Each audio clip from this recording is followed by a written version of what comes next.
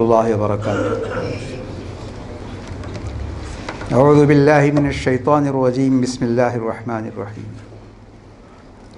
قال انی اشہد اللہ واشہد انی بریء مما تشرکون من دونہ فکیدونی جمیعا ثم لا تنظرون انی توکلت علی اللہ ربی وربکم ما من دابۃ الا هو آخذ بناصیتها ان ربی علی صراط مستقیم۔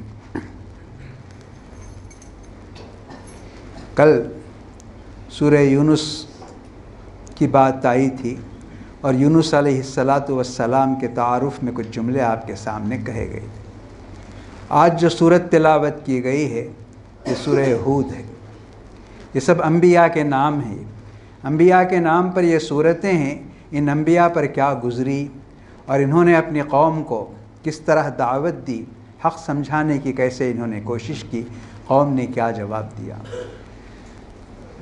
جن امتوں نے، جن قوموں نے نبی کی بات پر یقین کیا ان کو اللہ تعالیٰ نے حکومتیں عطا فرمائیں، اور جن قوموں نے نبی کا مذاق اڑایا اور نبی کی بات کو قبول نہیں کیا، اخیر تک وہ اڑے رہے اپنی گمراہی پر اور اپنی سرکشی پر، تو اللہ تعالیٰ نے انہیں ایسا دردناک عذاب دیا کہ دنیا دیکھتی رہ گئی۔ تو یہ تذکرے ان صورتوں کے اندر کیے جاتے ہیں، سورہ یونس کے اندر اور سورہ ہود کے اندر۔ کئی انبیاء کے، سمجھ لیجئے 8 نبیوں کا تذکرہ ہے کہ ان کی قوم نے ان کے ساتھ کیا کیا، پھر اللہ تعالیٰ نے ان کے ساتھ کیا معاملہ کیا۔ اب میں نے کچھ آیتیں پڑھی آپ کے سامنے۔ یہود علیہ السلام نے اپنی قوم سے کہا، جب ان کی قوم نے ان کو دھمکی دی قتل کرنے کی، مارنے کی، تو انہوں نے یہ آیتیں پڑھی۔ ایمان ہم سب جانتے ہیں، ایمان کیا ہے، اسلام کیا ہے ہم جانتے ہیں۔ ہم اپنے بچوں کو سکھاتے بھی ہیں، ایک ایمان مفصل بھی سکھاتے ہیں، اور ایمان مجمل ہے جسے مجمل کہا جاتا ہے، یہ سب سکھاتے ہیں۔ جب بچے یاد کرتے ہیں اور سناتے ہیں تو ہم خوش ہو جاتے ہیں۔ صحیح بات ہے، یہ خوش ہونے کی بات بھی ہے، لیکن ایمان کا اصل معنی ایک یقین ہے۔ ایسا یقین اللہ تعالیٰ کے وجود پر اور اللہ تعالیٰ کی مدد پر کہ کوئی طاقت، کوئی حکومت، کوئی خوف اور کوئی لالچ اسے ہلا نہ سکے، اسے کہتے ہیں ایمان۔ یہ بات دلوں میں بیٹھانے کی ضرورت ہے کہ ہم جب کہتے ہیں کہ ایمان لاؤ اور ہمارا ایمان ہے اللہ پر، تو ایسا ایمان ہونا چاہیے کہ اللہ ہی کی مدد کا ہمیں سہارا اور بھروسہ ہونا چاہیے، اور دنیا کی کوئی طاقت اور دنیا کی کوئی حکومت اور دنیا کا کوئی خوف اور لالچ ہمیں اس سے پھیر نہ سکے۔ یہ اصل ایمان ہے۔ آپ دیکھیں گے بہت سے انبیاء کے واقعات آتے ہیں، ان کے ساتھ یہ سب ہوتا ہے، لیکن ان کو اللہ کی مدد پر اتنا یقین ہوتا ہے کہ وہ ڈرتے نہیں، پرواہ نہیں کرتے۔ ایسے واقعات قرآن میں جگہ جگہ ہیں۔ موسیٰ علیہ السلام کے بارے میں آپ سنتے ہیں، جانتے ہیں آپ کہ جب فرعون ان کو دوڑا رہا تھا، فرعون کا پورا لشکر، فرعون کی پوری فوج اور اس کے سپاہیوں کے ساتھ دوڑا رہی تھی۔ یہ دوڑتے دوڑتے جب پہنچے تو آگے سمندر آ گیا، ایسا سمندر کہ اسے پار نہیں کیا جا سکتا تھا، عبور نہیں کیا جا سکتا تھا۔ تو قوم کے لوگوں نے کہا، برے پھنسے کہا، انا لمدرکون کہا، بے شک ہم البتہ بری طرح پھنس گئے، کیونکہ پیچھے فرعون کا لشکر ہے اور سامنے سمندر ہے، نہ ہم آگے بڑھ سکتے ہیں نہ پیچھے ہٹ سکتے ہیں۔ لیکن موسیٰ علیہ السلام نے کیا کہا، حالانکہ وہ بھی دیکھتے ہیں، فوج کو بھی دیکھتے ہیں، سمندر کو بھی، انہوں نے کہا کلا، کہا ان معی ربی، کہا ہرگز ہم نہیں پھنسیں گے، ہرگز ہمیں نقصان نہیں ہوگا، ان معی ربی، میرے ساتھ میرا پروردگار۔ یہی ہے ایمان۔ حالانکہ دیکھ رہے ہیں سامنے سمندر ہے، پیچھے فوج ہے، دشمن کی فوج، لیکن کہتے ہیں ہرگز ایسا نہیں ہو سکتا، ان معی ربی، میرے ساتھ میرا رب ہے کہتے ہیں۔ تو تمام انبیاء اور تمام اولیاء کے بارے میں آپ سنیں گے ایسا ہی، ان کا ایمان ایسے ہی تھا۔ اس ایمان کی وجہ سے ان کو دنیا کی کوئی طاقت اور حکومت نقصان نہیں پہنچا سکی۔ تو ایمان اسی کا نام ہے۔ خود اللہ کے رسول صلی اللہ علیہ وسلم کی حیات طیبہ میں بے شمار واقعات ہیں۔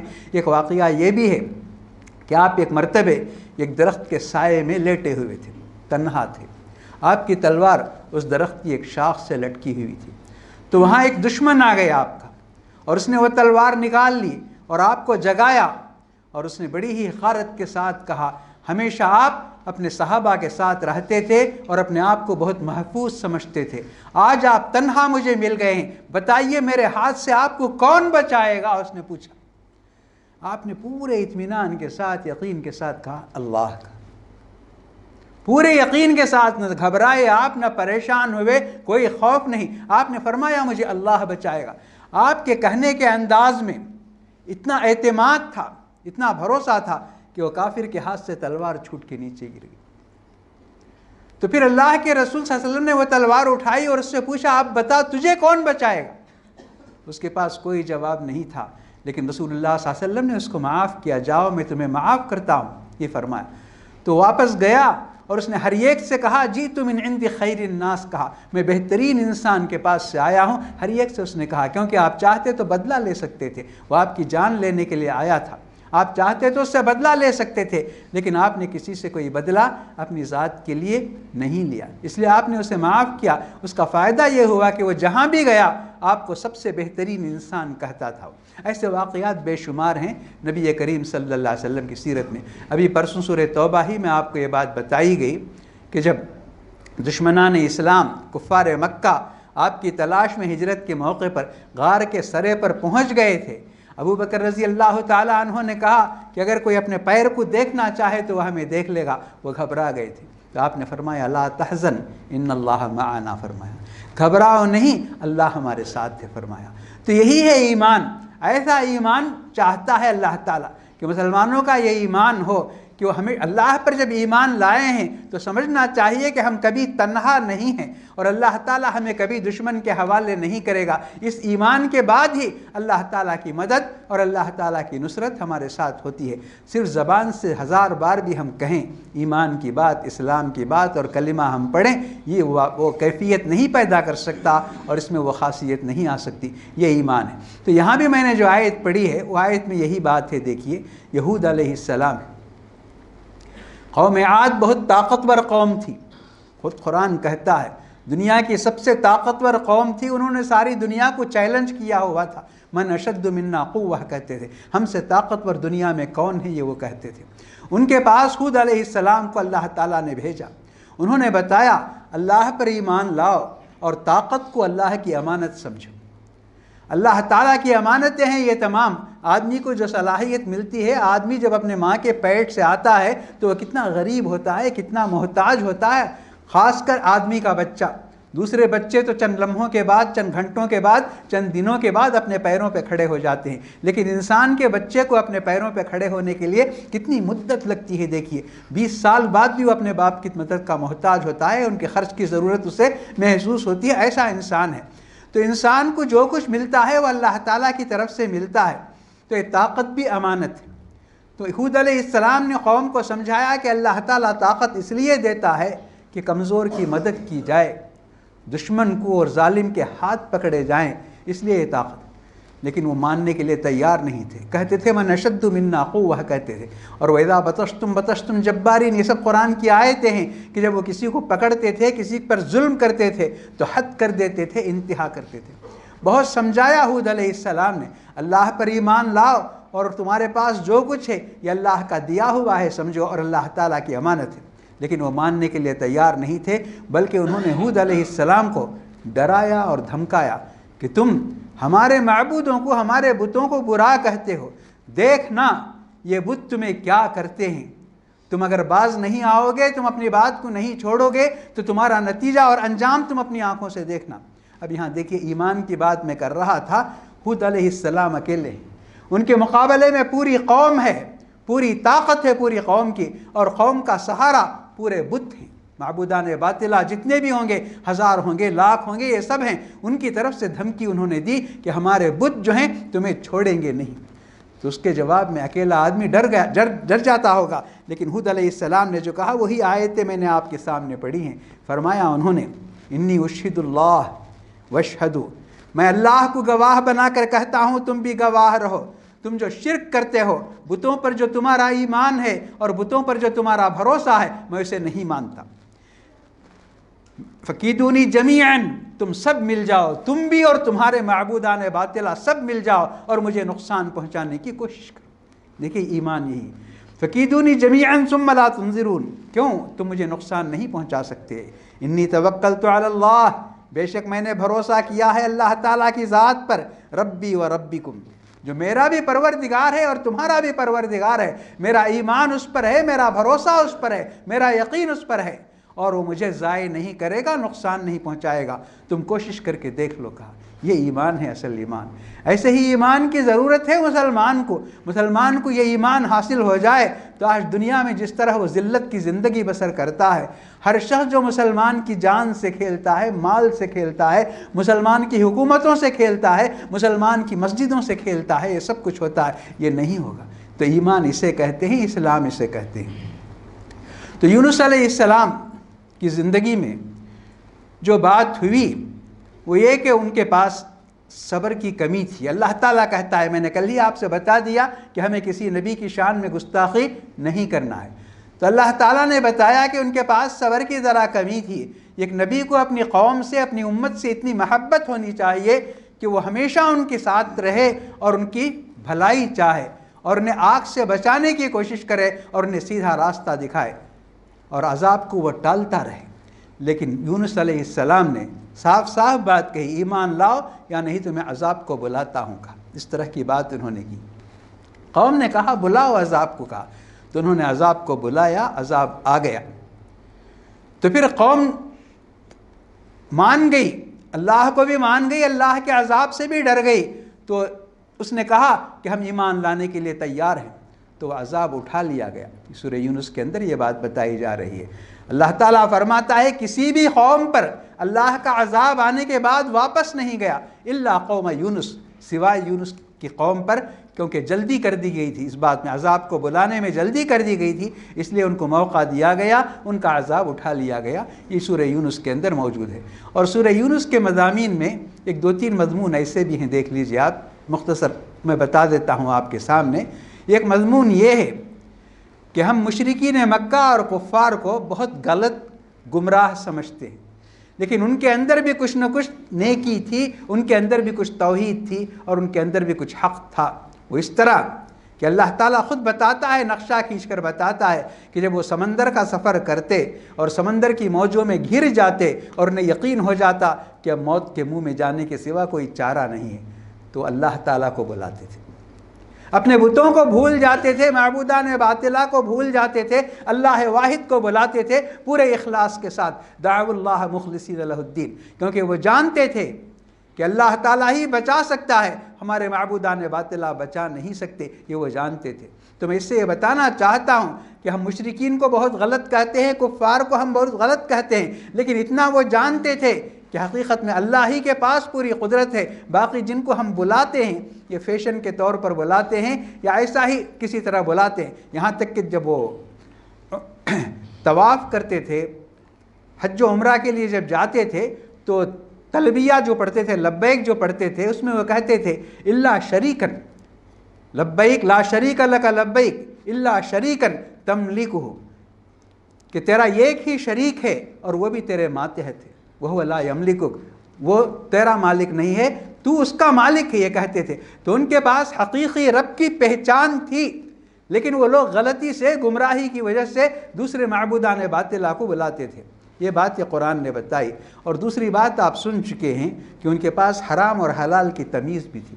ان کے پاس حرام پیسہ الگ رہتا تھا، حلال پیسہ الگ رہتا تھا، کیونکہ کعبۃ اللہ بنانے کی ضرورت پیش آئی۔ رسول اللہ صلی اللہ علیہ وسلم کی نبوت سے 5 سال پہلے کعبۃ اللہ بنانے کی ضرورت پیش آئی، تو انہوں نے اعلان کیا کہ کعبۃ اللہ کی تعمیر میں صرف حلال پیسہ ہی خرچ ہوگا، حرام پیسہ خرچ نہیں ہوگا۔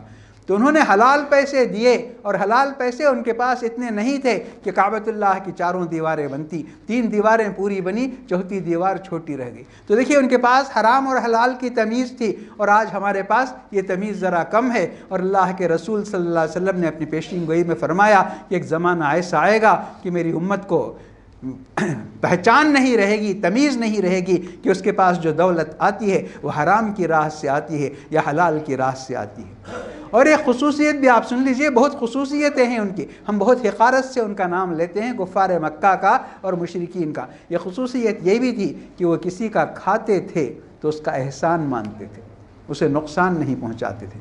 اور آج ہماری سوسائٹی میں دیکھ لیجئے، لوگ کہتے ہیں کہ زیادہ نقصان وہی پہنچاتا ہے جو زیادہ ہمارا کھایا ہوا ہوتا ہے، ایسا لوگ کہتے ہیں، اور تجربہ بھی ہوگا۔ ان لوگوں کا ایسا نہیں، جسے نقصان پہنچانا چاہتے اس کا نمک نہیں کھاتے تھے، اور جس کا نمک کھا لیتے تھے نازک سے نازک وقت بھی اسے نقصان نہیں پہنچاتے تھے۔ یہ سورہ یونس، اور سورہ یونس میں ایک بات یہ بھی ہے، سورہ یونس میں، کہ دنیا قیامت کب آئے گی اس کے بارے میں اللہ تعالیٰ اشاروں میں فرماتا ہے، صاف الفاظ میں نہیں ہے، اسے سمجھ لیجئے۔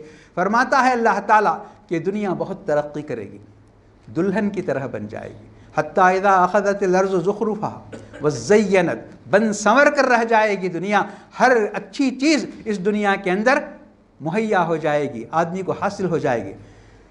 اخذت الارض زخرفها وزینت وظن اہلها، اور علم اتنا ترقی کر لے گا، ٹیکنالوجی اتنی ترقی کر لے گی، میڈیکل سائنس اتنا آگے پہنچ جائے گی کہ لوگ یہ کہیں گے کہ ہر چیز ہماری مٹھی میں ہے گئی، بارش ہم برسا سکتے ہیں، موت کو ہم پچھاڑ سکتے ہیں، زندگی کو طویل کر سکتے ہیں، جتنی بھی چیزیں ہیں جن کے بارے میں انسان بے بس تھا وہ دعویٰ کریں گے، وَظَنَّ أَهْلُهَا أَنَّهُمْ قَادِرُونَ عَلَيْهَا، کہ وہ لوگ یہ دعویٰ کریں گے ہر چیز ہماری قدرت میں ہے، ہم یہ سب کر سکتے ہیں۔ جب انسان یہ دعویٰ کرے گا وَظَنَّ أَهْلُهَا أَنَّهُمْ قَادِرُونَ عَلَيْهَا، اللہ تعالیٰ فرماتا ہے أَتَاهَا أَمْرُنَا، جب انسان یہ سمجھ کر بیٹھے گا کہ ہمارے سوا کچھ بھی نہیں ہے، یہ دنیا ہماری مٹھی میں ہے، ہم اسے جیسے چاہے بنا سکتے ہیں، ہم نے اس دنیا کی ہر پریشانی کا خاتمہ کر دیا، جب انسان یہ دعویٰ کرے گا اتاہا امرنا، تب ہمارا حکم آئے گا۔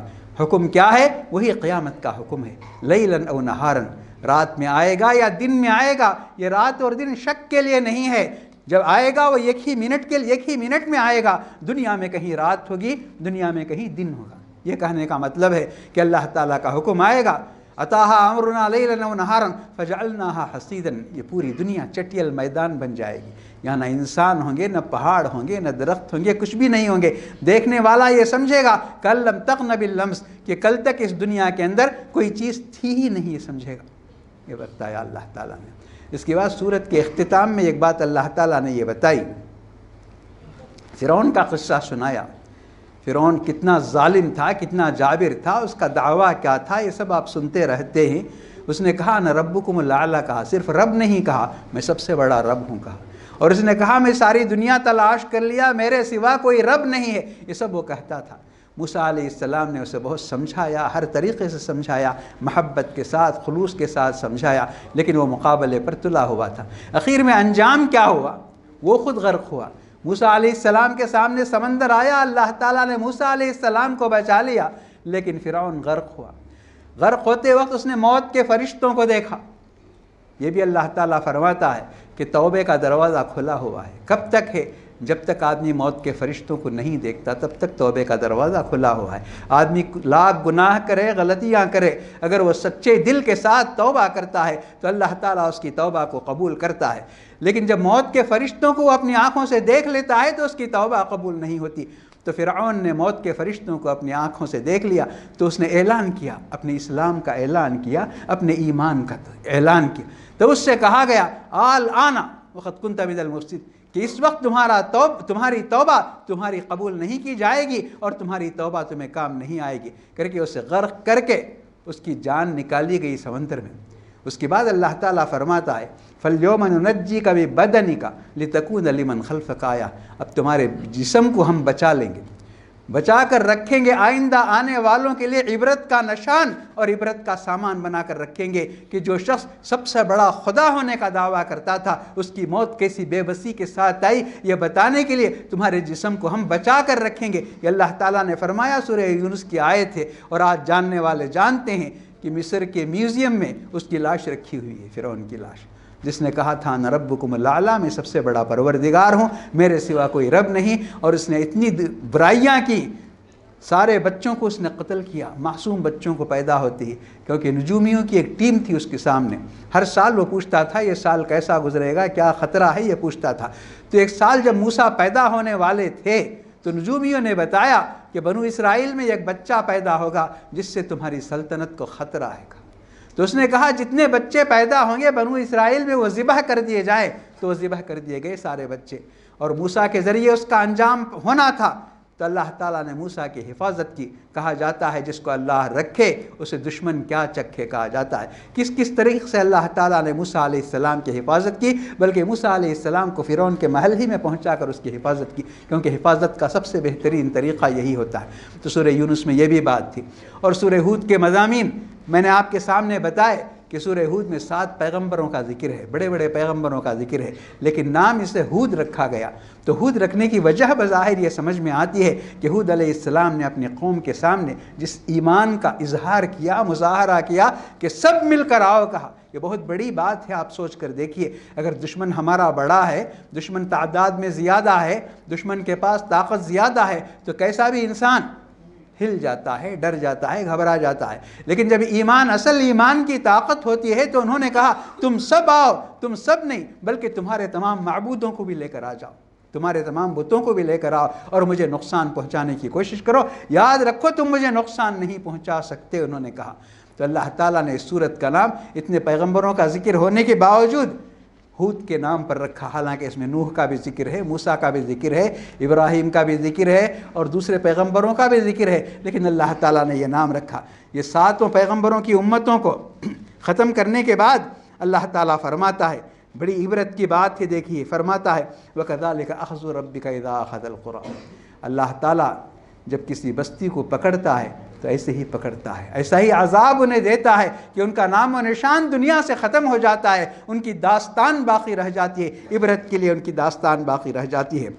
اور کب پکڑتا ہے اللہ تعالیٰ بتایا، وہی ظالمہ، جب وہ حد سے ظلم میں حد سے زیادہ بڑھ جاتے ہیں، کمزوروں کو ستانے لگتے ہیں، کمزوروں کا حق چھیننے لگتے ہیں، ان کا حق جب دباتے ہیں اور ظلم میں بہت آگے بڑھ جاتے ہیں، تب اللہ تعالیٰ ایسی سزا دیتا ہے. اور اللہ تعالیٰ کی سزا ان اخذہ علیم شدید، اللہ تعالیٰ کی سزا بڑی دردناک ہوتی ہے. آدمی بلبلا اٹھتا ہے، آدمی سنبھل نہیں پاتا. اس کے بعد اتنا کہنے کے بعد اللہ تعالیٰ فرماتا ہے ان فی ذلک لآیہ، بے شک ان واقعات کے اندر نشانی ہے ان لوگوں کے لیے جو اللہ تعالیٰ سے ڈرتے ہیں اور آخرت پر ایمان رکھتے ہیں. ان کو جان لینا چاہیے کہ اللہ تعالیٰ کا عذاب کب آتا ہے، کس پر آتا ہے اور کیسے آتا ہے، اور اللہ تعالیٰ کا عذاب آنے کے بعد انسان پر کیا گزرتی ہے. پھر آخر آیتوں میں اللہ تعالیٰ نے یہ فرمایا کہ ہم رسول اللہ صلی اللہ علیہ وسلم کو یہ سب واقعات اس لیے سناتے ہیں کہ آپ کے ساتھ بھی قوم یہی کر رہی ہے، آپ کے ساتھ بھی قوم مذاق اڑاتی ہے، آپ کو برے ناموں سے بلاتی ہے، آپ کو تکلیف پہنچاتی ہے. تو رسول اللہ صلی اللہ علیہ وسلم کے دل میں یہ خیال ہوتا کہ شاید میرے اندر کوئی کمی ہے جس کی وجہ سے میری بات یہ لوگ سنتے نہیں. تو اللہ تعالیٰ فرماتا ہے کہ نہیں، آپ سے پہلے جتنے بھی پیغمبر تھے ان کے ساتھ ان کی قوموں نے ایسا ہی کیا، یہ آپ کے ساتھ کچھ نیا نہیں ہے. تو ہم آپ کو اس لیے بتاتے ہیں کُلًا نَقُصُّ عَلَيْكَ مِن نَبَأِ الرُّسُلِ لِنُثَبِّتَ بِهِ فُؤَادَكَ، یہ انبیاء کے واقعات سنا کر ہم آپ کے دل کو مضبوط بنانا چاہتے ہیں. تو اس میں خوشخبری کی بھی بات سن لیجیے. عذاب کی اتنی باتوں کے بعد اللہ تعالیٰ نے فرمایا کہ اگر کوئی آدمی غلطی کرتا ہے، گناہوں میں زندگی بسر کرتا ہے، غفلت میں رہتا ہے، جب اس سے توبہ کی توفیق ہوتی ہے، جب اس سے حق سمجھ میں آتا ہے اور وہ توبہ کرنے کے بعد نیک کام کرتا ہے، تو اس کی ساری برائیوں کو اللہ تعالیٰ مٹا دیتا ہے. ان الحسنات یذہبن السیئات، فرمایا کہ اچھائیاں جو بھی آپ کریں گے اس سے پہلے آپ نے جتنی برائیاں کی تھی، جتنی غلطیاں کی تھیں، جتنے گناہ کیے تھے، ان سب کو اللہ تعالیٰ مٹا دے گا. ان الحسنات یذہبن السیئات ذالک ذکریٰ للذاکرین، یہ نصیحت ہے ان لوگوں کے لیے جو سنبھلنا چاہتے ہیں اور اس میں اللہ کے نیک بندے بن کر دنیا سرزمین اللہ کی زمین میں زندگی بسر کرنا چاہتے ہیں اور آخرت میں کامیابی چاہتے ہیں. اللہ تعالیٰ ہم سب کو نیک ہدایت دے، ہمیں غلطیوں سے محفوظ رکھے اور زیادہ سے زیادہ نیکیوں کی توفیق عطا فرمائے، اور جو بھی چھوٹی بڑی نیکی ہم سے ہوتی ہے اللہ تعالیٰ اسے شرف قبول عطا فرمائے، ہماری پریشانیوں اور مصیبتوں کا خاتمہ فرمائے، ہماری ذلت کو دور کرے اور ہمیں عزت کی زندگی عطا فرمائے، ہمارے تمام بیماروں کو صحت عاجلہ اور شفاء کاملہ عطا فرمائے، اور ہمارے مرحومین کی مغفرت فرمائے، انہیں جنت الفردوس اور اعلیٰ علیین میں جگہ عطا فرمائے، زمین کی ہر آفت اور آسمان کی ہر مصیبت سے ہم سب کو محفوظ رکھے. ربنا تقبل منا انک انت السمیع العلیم وتب علینا انک انت التواب الرحیم. توفنا مسلمین والحقنا بالصالحین. وصلی اللہ تعالی وسلم علی خیر خلقہ سیدنا محمد وعلی آلہ واصحابہ اجمعین برحمتک یا ارحم الراحمین والحمد للہ.